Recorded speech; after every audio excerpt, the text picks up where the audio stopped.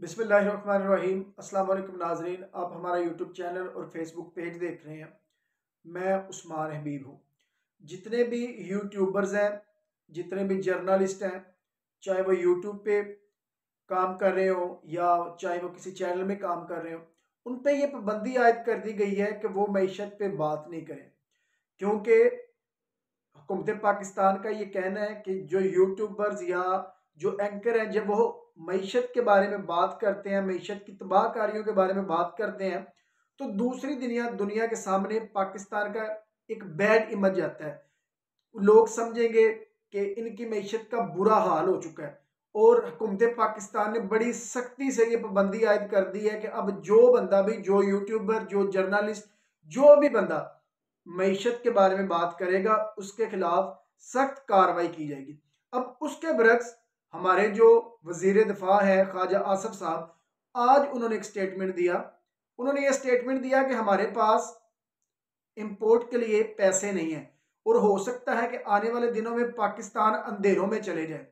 अब ये एक बड़ी अलार्मिंग सिचुएशन है। उनको कोई पूछने वाला नहीं कि आपने ये स्टेटमेंट क्यों दी। आपने पूरे पाकिस्तान के लिए एक बड़ी मुश्किल खड़ी कर दी कि सारे लोग परेशान हो गए आपकी इस एक छोटे से स्टेटमेंट की वजह से, कि हो सकता है कि पाकिस्तान अंधेरों में चला जाए। अल्लाह ना करे कि ऐसा हो। अभी आप ये देखें कि हम जो मुर्गी की फीड, और चूंकि हमारी सारी रुक गई हैं और मुर्गी की कीमत 600 क्रॉस कर चुकी है, ब्रायलर मुर्गी की कीमत। प्याज, जो डेली की रोजमर्रा की जितनी चीजें हैं वो तो महंगी हो चुकी हैं, लेकिन मुर्गी भी फीड ना होने की वजह से उसकी कीमतों में भी इजाफा होता जा रहा है। और ये कारनामे कर रही है हमारी ये इंपोर्टेड सरकार। पाकिस्तान में रजीम चेंज ऑपरेशन किया गया। रजीम चेंज ऑपरेशन करने के बाद मुल्क का बेड़ा गर्क कर दिया गया। एनआरओ 2 लाया गया। बड़े बड़े चोरों, डिकेटों, करप्ट लोगों को माफिया दी गई, उनके करप्शन पे पर्दे डाले गए। और हमारे बड़े बड़े लोग जो पाकिस्तान को कंट्रोल करते हैं, उन्होंने अपनी करप्शन बचाने के लिए ये जो सियासी मोहरे हैं इनको इस्तेमाल किया और पाकिस्तान को इस नहज तक पहुंचा दिया जो लोग आज हम फेस कर रहे हैं। अभी सर्दियां, दर्जा हरारत 10-11, 9-10-11 यहाँ पे चल रहा है पंजाब में। और अभी से पंजाब के तमाम शहरों में, देहातों में 5 से 6 घंटे एक दिन में लोड शेडिंग हो रही है। अभी सर्दी है, तो आने वाले दिनों में जब गर्मी हो जाएगी और गर्मी की शिद्दत हो जाएगी तो ये किस तरह मैनेज करेंगे? इनके पास तो कोई प्लान भी नहीं है। और वही लोग जो इस अनपॉलिटेड सरकार को लेके आए, जिन्होंने इस मुल्क को तबाह करने में एक अहम किरदार अदा किया, अब वही लोग दोबारा फिर से ये एक काम कर रहे हैं। वो काम क्या कर रहे हैं कि इमरान खान अब पंजाब की असम्बली तहलील करने जा रहे हैं और वो फिर उसके रस्ते में रुकावट बन रहे हैं। इमरान खान का ये आईनी हक है कि वो असम्बलियां तहलील करें या ना करें, लेकिन फिर भी ये उनके रास्ते में अब रोड़े अटका रहे हैं। रोड़े किस तरह से अटका रहे हैं? पाकिस्तान के जो बड़े लोग हैं अब वो बड़े एक्टिव हो गए हैं कि जो पीटीआई के बंदे हैं उनको हम तोड़ें।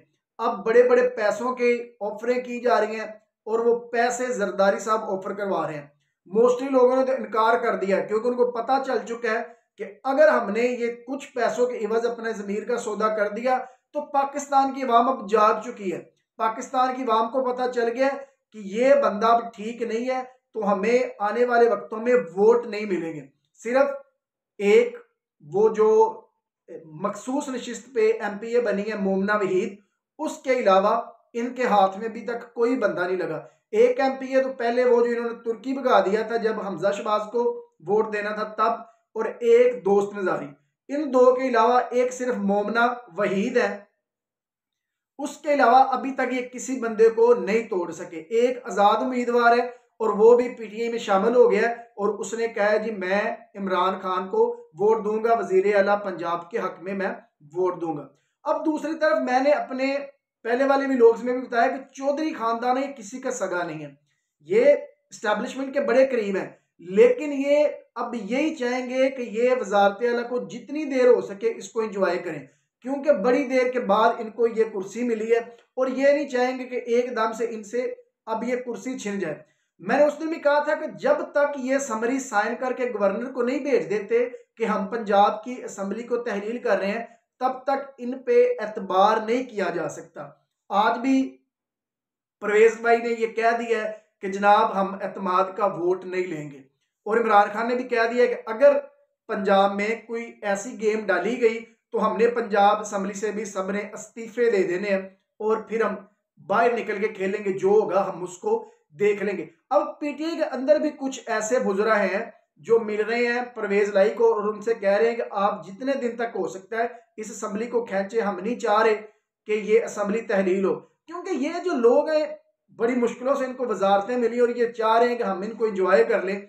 लेकिन अगर कोई भी इस तरह का मिस एडवेंचर होता है तो इमरान खान ने बता दिया है कि मैंने अब असम्बलियां अगर तहलील नहीं होगी तो हमारे जितने भी एमपी हैं वो पंजाब असम्बली से रिजाइन कर जाएंगे। अब एक बड़ी जो अनाउंसमेंट की है इमरान खान ने वो ये की है कि अगर मैं इस दफा हुकूमत में आया तो मैं इक्तदार भी लूंगा, मैं किसी की कठपुतली नहीं बनूंगा, मैं ऐसा वजीर आजम नहीं बनूंगा कि मैं सिर्फ नाम का वजीर आजम हूं और पीछे से सारे मामला कोई और हैंडल करे। वजीर आजम मैं हूं और नैब को कोई और कंट्रोल करे, एफआईओ को कोई और कंट्रोल करे। उन्होंने अब सबको यह वाज़ेह पैगाम दे दिया कि इस दफा अगर मैं हुकूमत में आया तो मैं इक्तदार भी लूंगा, मैं अपने फैसले खुद करूंगा। अब तक के लिए इतना ही। अल्लाह हाफिज।